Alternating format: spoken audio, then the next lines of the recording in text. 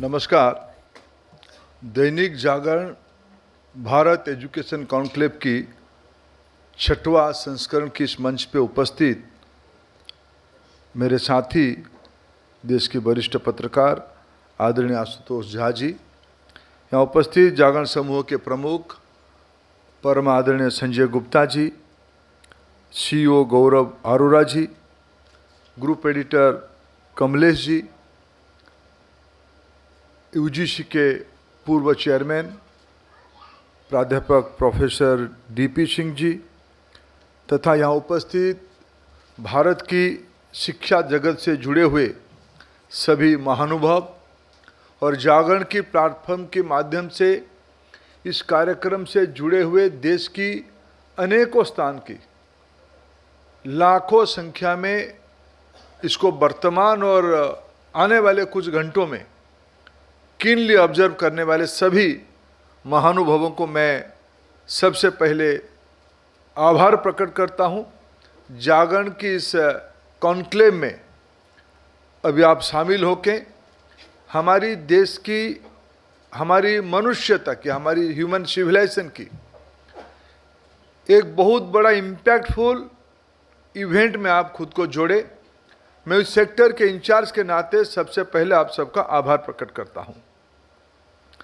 मित्रों, कोई भी समाज की आत्मा ज्ञान होता है, नॉलेज होता है। नॉलेज के माध्यम से, ज्ञान के माध्यम से समाज से लेके व्यक्ति तक खुद को एम्पावर्ड महसूस करते हैं और उस एम्पावरमेंट की जर्नी के नाम है शिक्षा। शिक्षा हमारी देश में एक बहुत सोची समझी, वेल इंटरप्रिटेड, वेल डिफाइंड तत्व है। सामान्य मनुष्य को सभी प्रकार की भौतिक, आध्यात्मिक दुनिया में शीर्ष तक पहुंचाने के माध्यम शिक्षा ही होती है। जब हम लोग देश में अभी 2047 की लक्ष्य लेके चल रहे हैं, अभी माननीय प्रधानमंत्री जी विश्व की 5 देशों में सफल प्रवास करके लौटे हैं। उनको अनेक जगह पे सम्मानित किया गया है। मित्रों, में इसलिए 5 देशों की अभी का टूर के बारे में उल्लेख किया। यह माननीय प्रधानमंत्री जी की व्यक्तिगत स्वीकृति नहीं है, यह आज की भारत की 140 करोड़ से ज्यादा लोगों की स्वीकृति है, जो एक सुसंस्कृत, जो एक सुशिक्षित और आधुनिक समाज की द्योतक है। और हमारे सामने अभी लक्ष्य है 2047 में भारत जब अंग्रेजों से मुक्ति होने का शतायु मनाएंगे, शतवार्षिक मनाएंगी, उस समय में भारत की सामाजिक अर्थनैतिक स्थिति क्या होगी, भारत की जिम्मेवारी क्या होगी अपने नागरिकों के प्रति, भारत की उत्तरदायित्व वैश्विक नागरिकों के प्रति क्या रहेगी, उसी के लक्ष्य है 2047 में विकसित भारत की प्रवास। जब हम एक आगे के लक्ष्य को लेके आगे चलेंगे, तब थोड़ा बहुत वर्तमान और इतिहास को समीक्षा और समझने की आवश्यकता होती है। भारत में ज्ञान की परंपरा अधिकृत रूप में, अगर मैं पूज्य तिलक जी को कोट करूं, उन्होंने कहा कि वेद उपनिषद की आयु लगभग 8000 साल है और भारत की जो अनेक प्री हिस्टोरिक आर्कियोलॉजिकल साइट्स जिसमें ह्यूमन सिविलाइजेशन की प्रमाण मिलता है, भारत में कम से कम वेद काल से अनेक पुराने समय से ह्यूमन सिविलाइजेशन की आर्कियोलॉजिकल एविडेंस मिलता है। मित्रों, मैं जिस प्रांत से आता हूं, मैं भारत की पूर्वी हिस्सा से आता हूं, महाप्रभु जगन्नाथ जी की भूमि से आता हूं। आप सब लोग पुरी आए होंगे कभी ना कभी, या पुरी के बारे में जानते होंगे। अभी जो पुरी की श्री मंदिर आप देख रहे हैं, इसकी आयु 1000 साल है। उसकी पहले 700-800 साल पहले से मंदिर की परंपरा हुआ है, उसके आर्कियोलॉजिकल प्रमाण मिलती है, सुंदर मूर्तियां मिलती हैं, उसकी कुछ टाउन प्लानिंग के एविडेंस मिलता है, ड्रेनेज के एविडेंस मिलता है। उसी राज्य में और 2 बड़े मंदिर है, कोणार्क की सूर्य मंदिर, जहां धरती के अंदर सूर्य किरण की पहला रोशनी आके पहुंचता है। एक साइंटिफिक पॉइंट है, तो एक इमारत नहीं है, एक ढांचा नहीं है। वैसे ही भुवनेश्वर में लिंगराज जी का मंदिर। मैं उड़ीसा का उदाहरण दिया, इसको मैं साउथ ईस्ट एशिया से लेके ईरान तक इंडियन सिविलाइजेशन की, इंडियन एजुकेशन इकोसिस्टम की एक विरासत के प्रमाण के नाते आपके सामने कैनवास के रूप में खड़ा कर सकता हूं।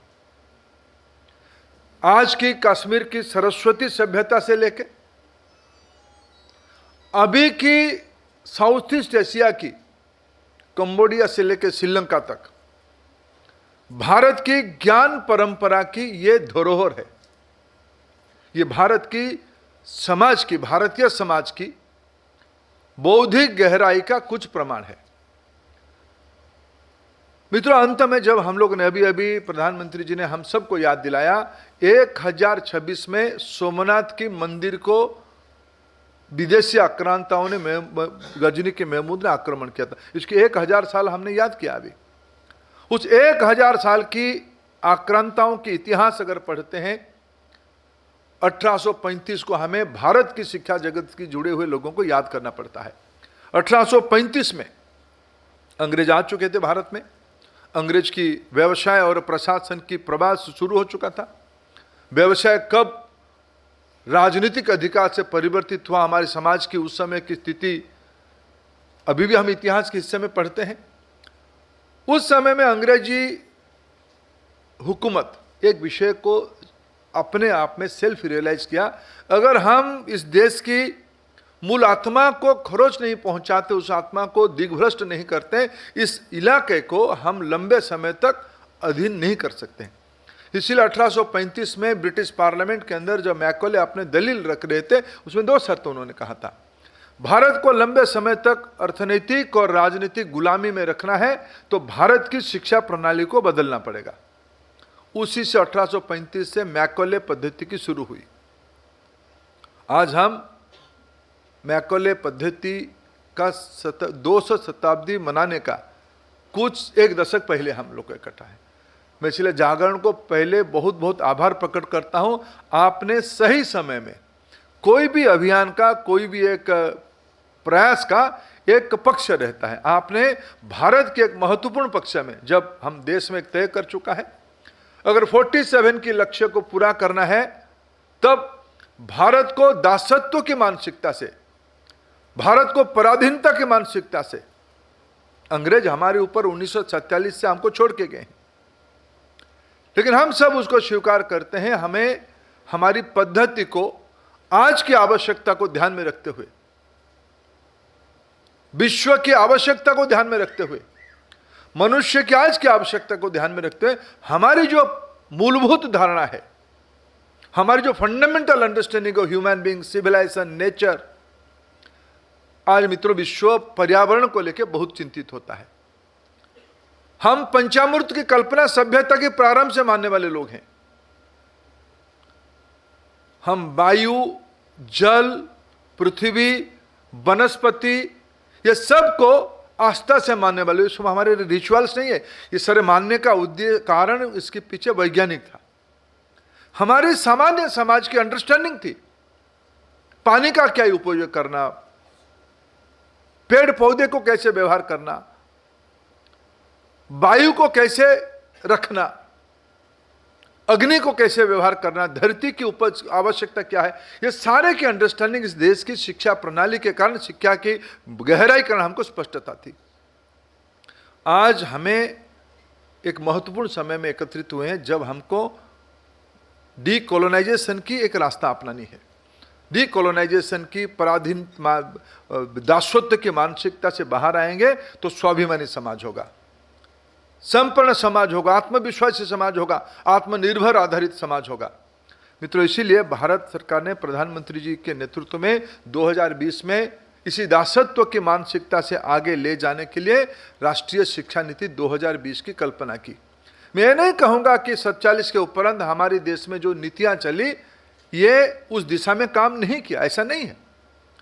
मैं अगर Indian institute of advance studies की मुखबंध को पढ़ता हूँ जो शिमला में है, उसकी मेमोरेंडम ऑफ अंडरस्टैंडिंग को, उसकी जो मेमोरेंडम ऑफ एसोसिएशन एमओए को उस समय के राष्ट्रीय नेता सर्वपल्ली राधाकृष्णन जी ने लिखा है। उसको पढ़ते ही ध्यान में आता है कि भारत की रचना क्या होनी चाहिए थी। श्री अरविंद की शिक्षा के बारे में अवधारणा को पढ़ने से आजाद भारत में शिक्षा कैसे होनी चाहिए उसकी स्पष्टता मिलती है।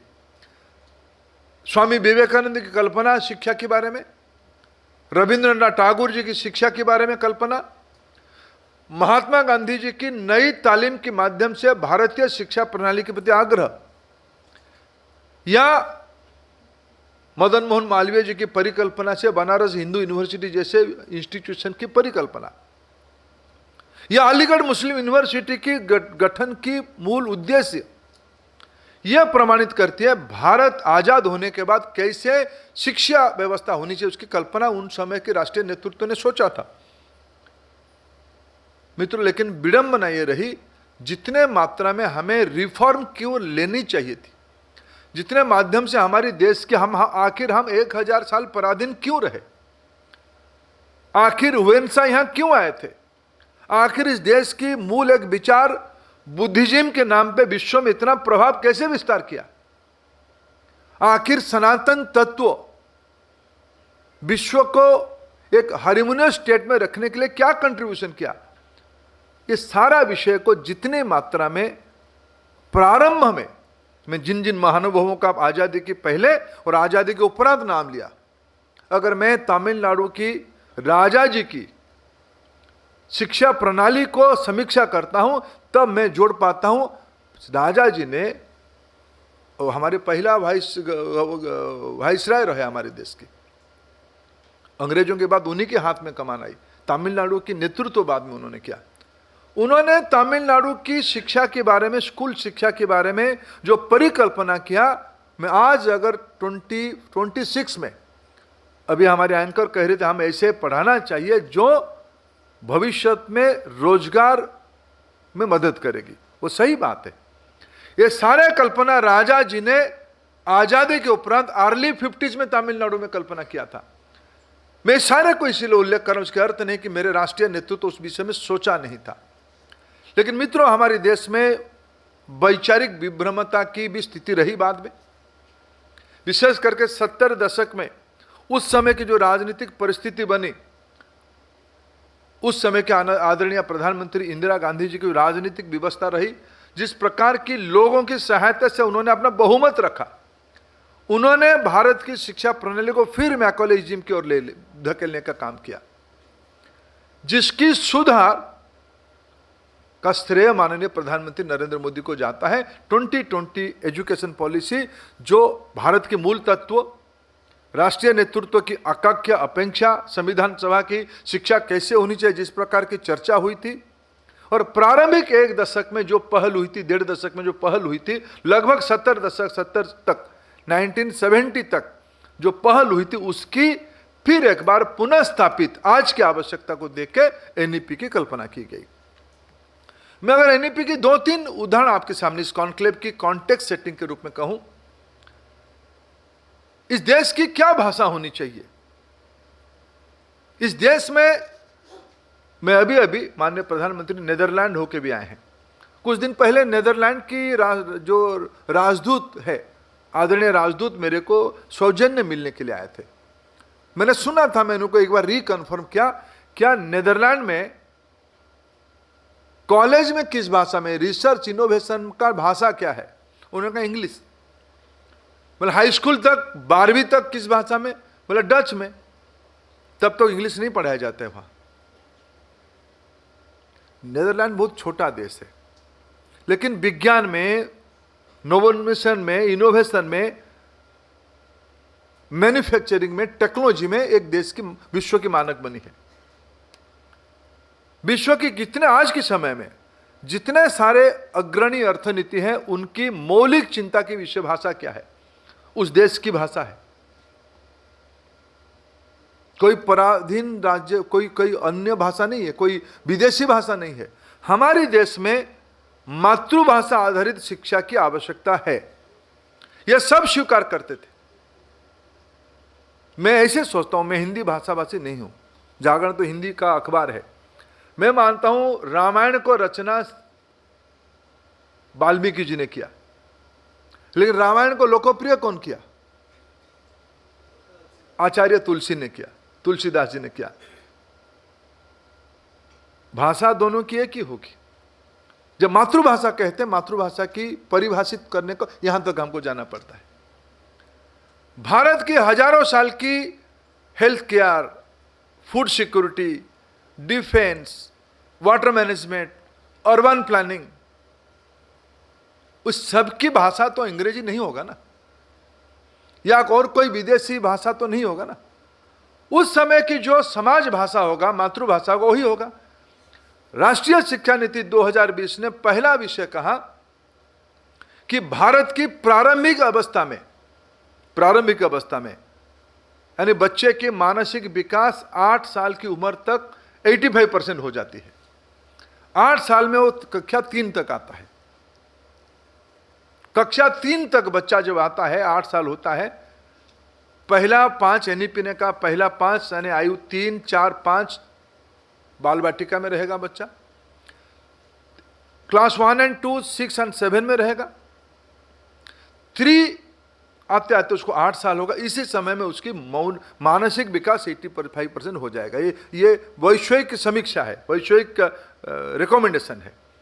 राष्ट्रीय शिक्षा नीति ने कहा कि प्रारंभिक अवस्था में बच्चा का क्रिटिकल थिंकिंग तब स्पष्ट होगी। आज तो हमारा शिक्षा रोट लर्निंग की चपेट में है, रट्टा वाला एजुकेशन की चपेट में हम लोग हैं। उसको मुक्त करके अगर उसको चिंतक बनाना है, नवाचार में ले जाना है, तब उसको अपनी स्पष्टता चाहिए। स्पष्टता तब होगी जिस भाषा को पहली बार सुनता है बच्चा, या जिस भाषा में वो पहली बार बोलता है, अगर उसमें वो लिखेगा पढ़ेगा तब उसकी क्रिटिकल थिंकिंग स्पष्ट होगी। ये हमारी वैज्ञानिक मान्यता है। एनईपी ने कहा कि हमें मातृभाषा आधारित शिक्षा को क्लास 5 तक पक्का करनी है। क्लास 6 to 10 इस कोहोर्ट में हमें उनको 3 भाषा पढ़ाने, 2 भारतीय भाषा पढ़ाना है, 1 विदेशी भाषा पढ़ सकता है। और हमारे देश में लगभग ज़्यादा लोग इंग्लिश पढ़ते हैं। मैं इसलिए इस विषय को प्रारंभ में लिया। ये सब इम्प्लीमेंट करते करते समाज को भी थोड़ा साथ लेना पड़ता है, समाज को समझाना पड़ता है। मेरे को लगा कि जागरण मंच में मैं थोड़ा समाज को साथ लेने का प्रयास करूंगा। जागरण हमको मदद भी कर रही है, मदद आगे भी करना चाहिए, मदद करेगी इस अपेक्षा से।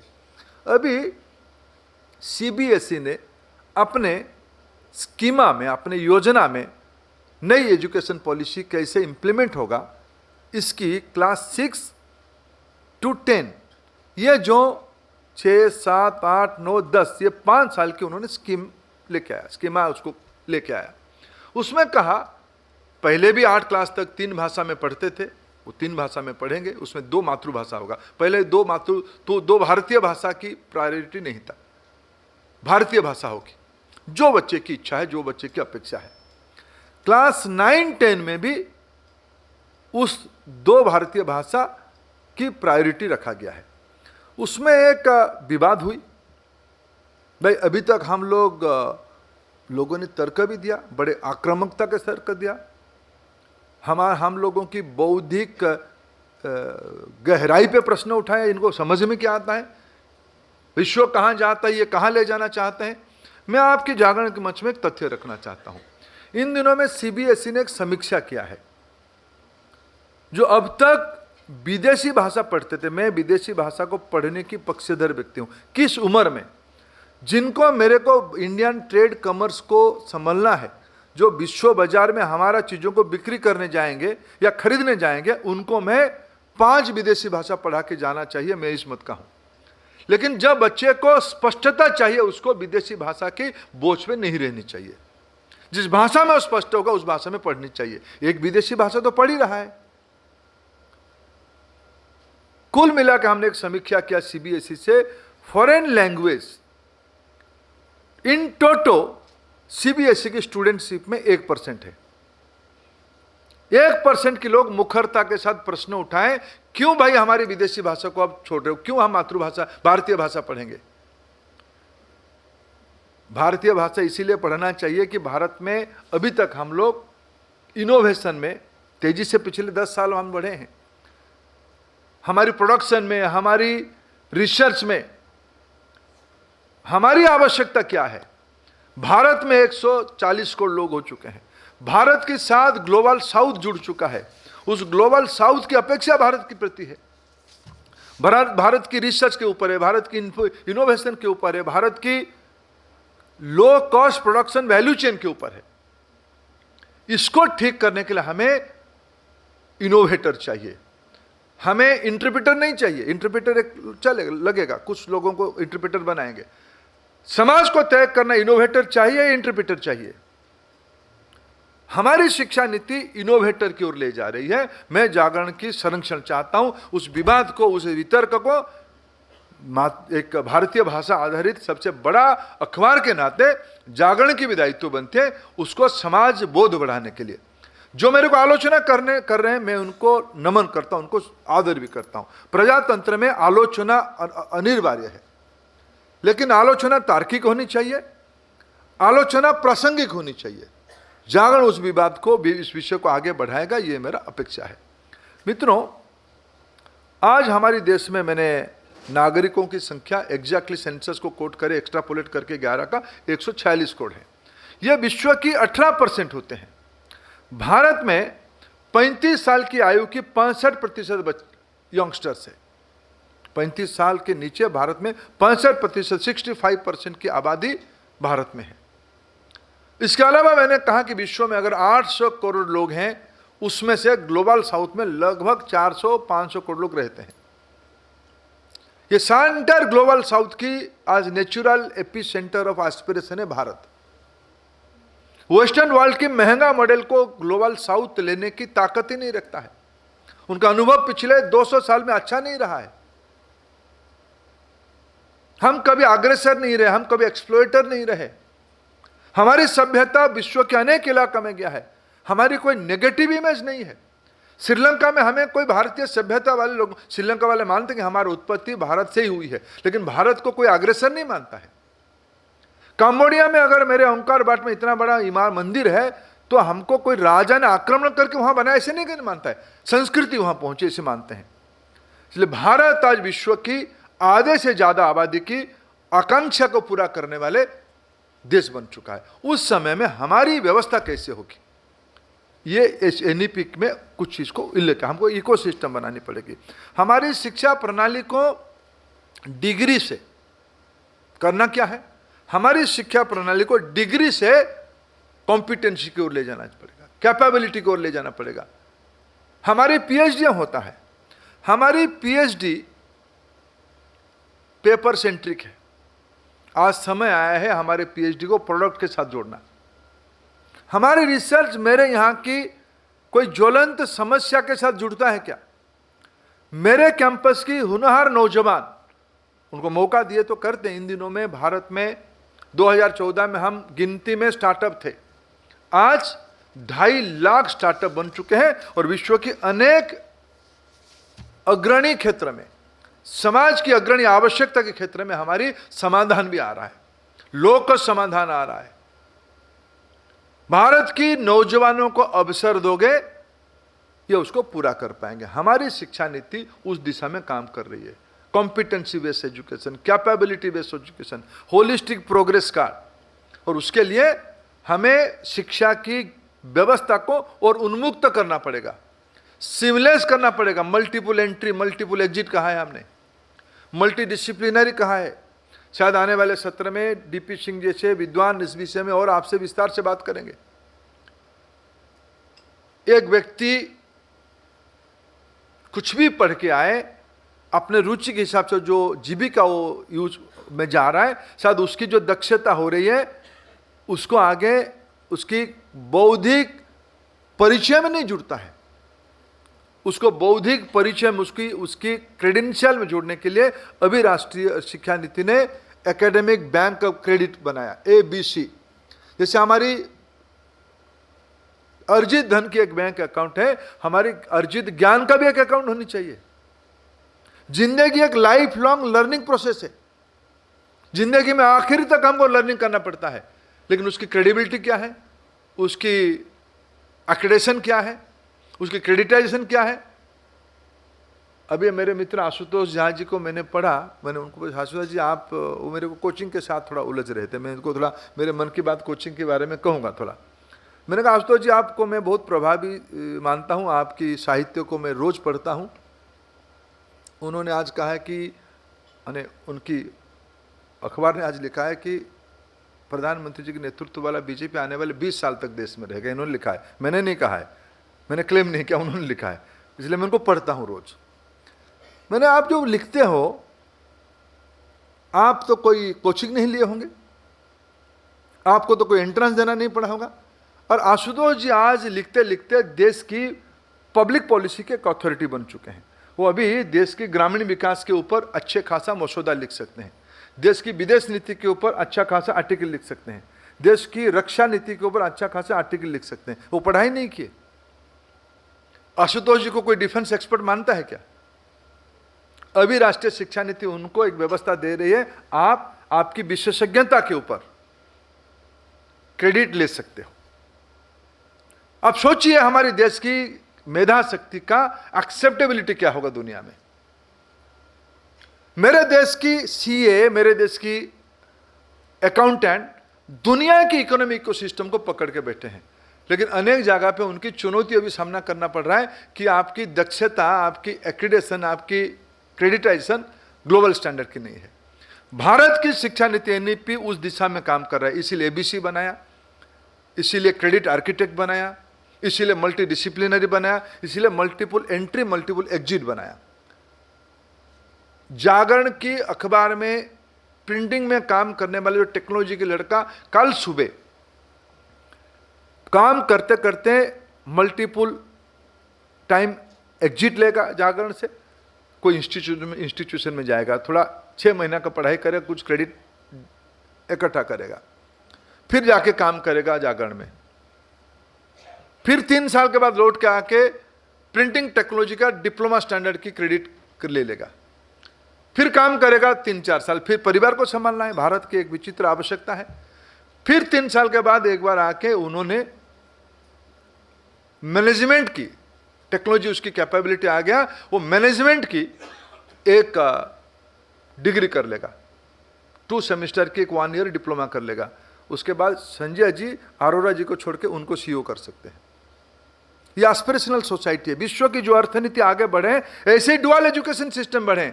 अगर 2 विश्व युद्ध जर्मन ने झेला है, क्योंकि जर्मन की education system dual education system में जाता है। ज्ञान और हुनर, स्पष्टता और कौशल्य, ये दोनों एम्बेडमेंट करना पड़ेगा, जो आज राष्ट्रीय शिक्षा नीति यूज कर रहा है।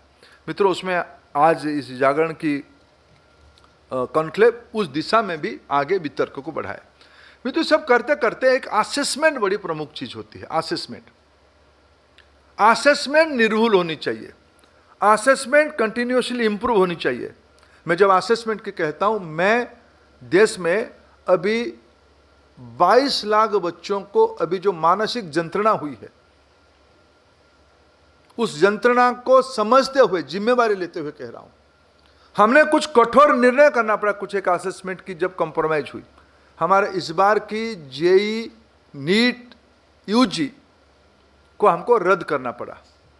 हम नहीं चाहते थे कि भाई एजुकेशन में जो गड़बड़ लोग हैं, जो एग्जामिनेशन माफिया है, उनकी षड्यंत्र में हमारी देश की एक भी मेधा विद्यार्थी अपने हक की सीट से वंचित हो। हमें कठोर निर्णय करना पड़ेगा, हमको लांछन सहना पड़ रहा है, हमको चुनौती का सामना करना, मैं उसको स्वीकार करता हूं, लेकिन हमारी दायित्व इसको व्यवस्थित करना, हमारी दायित्व समस्या को आग बंद करके मुंह मुनि फेर देना, हमारी दायित्व एक डेमोक्रेसी में एक उत्तरदायित्व का है, रेस्पॉन्सिबिलिटी का। हमने रेस्पॉन्सिबिलिटी लिया और हम वचनबद्ध है देश के सामने। 21 जून को जो परीक्षा होगा उसको 100% एरर फ्री करना, यह हमारी दायित्व बनता है। मित्रों, इन दिनों में हमने सीबीएसई ने हमारी, आज मेरे सुना सीबीएसई की चेयरमैन यहां आएंगे, वो विस्तार से उस विषय में बताएंगे। क्या मित्रों, देश भर की विद्यार्थियों का असेसमेंट निर्भुल नहीं होनी चाहिए, साइंटिफिक नहीं होनी चाहिए, एक पैटर्न पे नहीं होनी चाहिए, रसूखदार लोगों की स्कूल में पढ़े हुए विद्यार्थियों को एक प्रकार के नंबर मिलेगा और दुरंत इलाका में मेधावी विद्यार्थी को पढ़ते हुए उनको और एक प्रकार के नंबर मिलेगा। ये हमारी देश अभी स्वीकार करना चाहिए क्या? इसीलिए टेक्नोलॉजी को यूज करके सीबीएसई ने कुछ रिफॉर्म किया। ऑनलाइन ऑन स्क्रीन मार्किंग की व्यवस्था, ओएसएम की व्यवस्था किया। मैं फिर कहता हूं, कोई भी आलोचना को हम सादर स्वीकार करते हैं। आलोचना के उद्देश्य अगर सही हो तो, आलोचना के उद्देश्य अगर सुधार के लिए हो तो, आलोचना की में पवित्रता हो तो हमें उसे सीख मिलती है, हमें उसको सुधार की गुंजाइश रहती है। कोई भी व्यवस्था बनाने वाले निर्भुल नहीं रहता है। सामूहिक विमर्श से, सामूहिक चर्चा आलोचना से हमें आगे की रास्ता हमको पथ के रूप में मिलता है। मैं भी इस बार की जो 2-3 घटना आपको बताया, सरकार कोई भी समस्या से उसको अनदेखा नहीं करना चाहती या उसको दबाना नहीं चाहती है। समाज की अपेक्षा आकांक्षा को पूरा करने के लिए, सही अपेक्षा आकांक्षा को पूरा करने के लिए, मैं अभी मित्रों से, संजय जी वगैरह से थोड़ा अनौपचारिक रूप में बात करते हुए कहा कि देखिए, हमारी देश में कानून तो कई चीज़ों के लिए बंधन रखती है। कोई किसी को हत्या नहीं कर सकता, इसलिए 302 जैसे बड़े कड़ा दफा भी है। कई कुप्रथा के ऊपर हमारी कानून है। मित्रों, समाज में कुप्रथाओं को बंद करना पड़ेगा। आप भरोसा रखिए व्यवस्था के ऊपर, भरोसा रखिए माननीय प्रधानमंत्री नरेंद्र मोदी जी के ऊपर, भरोसा रखिए राष्ट्रीय शिक्षा नीति 2020 में जिसको देश ने बनाया। देश के कॉन्सेंसस दार्शनिक तथ्य ये है, फिलोसॉफिकल डॉक्यूमेंट है, जिसमें हमने कहा कि भाई देखिए, हमें धीरे धीरे व्यवस्था को भारतीय आधार में ले आना है, वैश्विक आवश्यकता को ध्यान में रख के बनानी है और एक प्रकार की व्यवस्था हमको बनानी है। ये एनईपी की रिकमेंडेशन है। आप व्यवस्था पे भरोसा रखिए, आलोचना करिए, परामर्श दीजिए।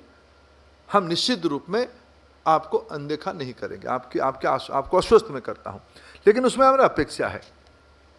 मित्रों, सामाजिक कुव्यवस्था को हमको एक सामाजिक आंदोलन के नाते सुधारना की आवश्यकता है, संशोधन करने की आवश्यकता है, परिष्कार करने की आवश्यकता है। मेरे को लगता है स्कूल विद्यार्थियों को, विशेष करके जिनकी अभिभावक अपने बच्चों को अच्छा पढ़ाना चाहिए, ट्यूशन देना चाहिए। ट्यूशन ये कोई नई व्यवस्था शायद नहीं है, अनेक वर्षों से चली आ रही है, लेकिन उसकी एक रेशनलाइजेशन होनी चाहिए। कब उस बच्चे को हम एक वस्तु मानते हैं, कमोडिटी मानते हैं। शिक्षा को, और विशेष करके शिक्षा की द्योतक धारक विद्यार्थी होता है, उस विद्यार्थी से ऐसे कुछ अपेक्षा मत करिए कि वो अपने बैलेंस खो दे, अपने मैट्रिक्स में गड़बड़ाए। अनेक उदाहरण सभ्यता में तथा कथित मानक से परे अनेक लोग अनेकों काम किए हैं। सर्टिफिकेट, इसलिए प्रधानमंत्री ने सही कहा, सर्टिफिकेट महत्व नहीं है, कॉम्पिटेंसी महत्वपूर्ण है। हमें शिक्षा व्यवस्था को जब कॉम्पिटेंसी की ओर ले जा रहे हैं, उस समय में मैं अभिभावकों को, देशवासियों को निवेदन करना चाहता हूं, आपकी आकांक्षा को मैं स्वीकार करता हूं, आदर करता हूं, लेकिन ये कोचिंग की दुनिया की जो टेम्पटेशन है, इस बारे में समाज को एक बार रह के, थोड़ा ठहर के, थोड़ा सोचने की आवश्यकता है। ये समाज की चरित्र, समाज आज एक व्याधि के रूप में, एक सोशल इविल के रूप में आ चुका है। बच्चे को हैंड होल्डिंग करना, मैं उसका विपक्षवादी नहीं हूं, लेकिन इसकी बैलेंस क्या होगी, एक सामाजिक वितर्क होने की आवश्यकता है। मित्रों, आज देश हमारी काफी तेजी से आगे बढ़ रहा है। अगर मैं आपके सामने 2-3 उदाहरण आपको रखूंगा। आज हमारी 2015 में ग्लोबल क्यूएस रैंकिंग में भारत की 81 इंस्टीट्यूशन होते थे, अभी 81 प्लेस में हम होते थे। हम इनोवेशन इंडेक्स में इनोवेशन इंडेक्स में 2015 में हमारी पोजीशन 81 था। आज हम लंबी छलांग लगा के ऊपर की तरफ हम 2025 में 38वां स्थान पे आ चुके हैं। 2015 में क्यूएस रैंकिंग में हमारा 11 इंस्टीट्यूट होते थे, आज ये बढ़ के 54 हो चुके हैं। आज PMRF, ANRF, ONOS, one nation one subscription, AI centre of excellence, research product के लिए, पीएचडी प्रोडक्ट के लिए इस प्रकार की नई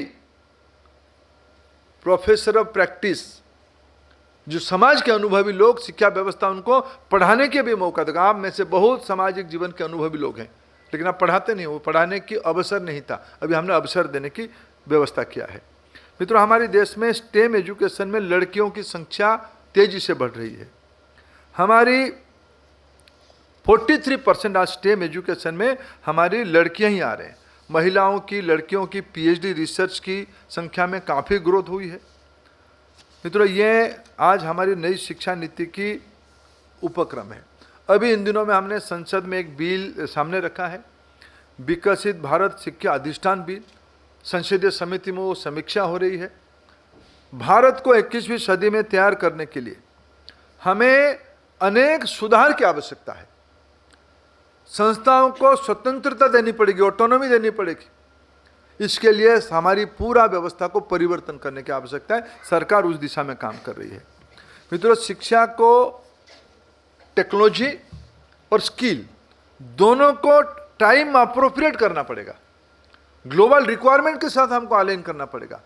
एआई 10 साल पहले विषय नहीं था, एआई टेक्नोलॉजी करके था, लेकिन एआई की इतने बहुल प्रचलन नहीं था। आज सिर्फ एआई, मैं मानता हूं भारत अगर ठीक से तैयारी कर ही रहा है।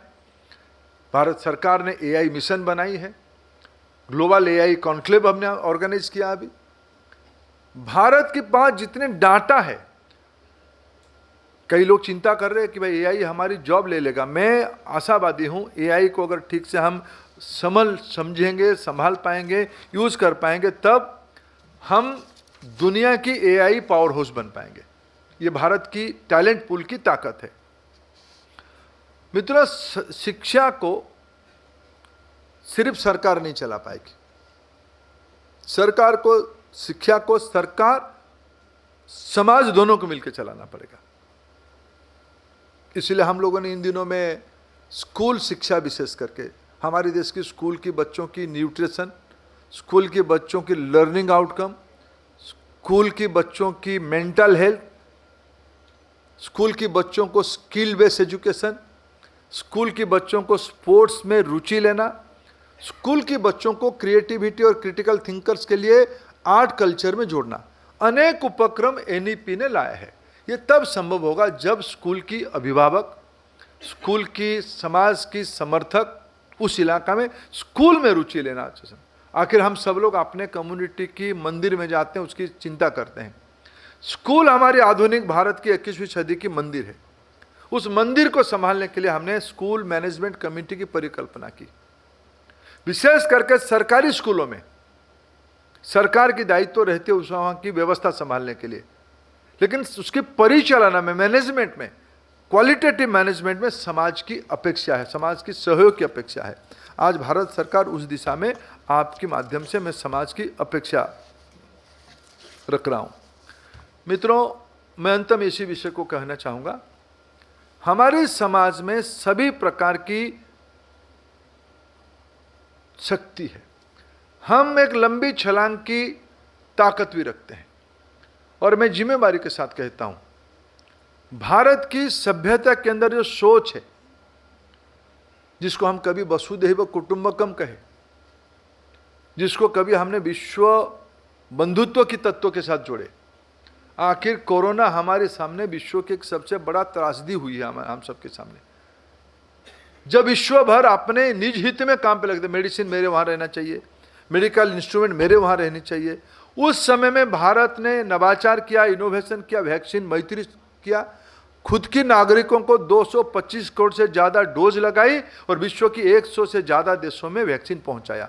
ये भारत की शिक्षा व्यवस्था की आउटकम है, भारत की सिविलाइजेशनल रिफ्लेक्शन है। मित्रों, हमें 2047 की लक्ष्य को पूरा करेंगे, उसके साथ साथ ग्लोबल साउथ की दायित्व को भी लेते हुए भारत एक जिम्मेवार समूह बने, भारत की नई जनरेशन उसके लिए दायित्व ले।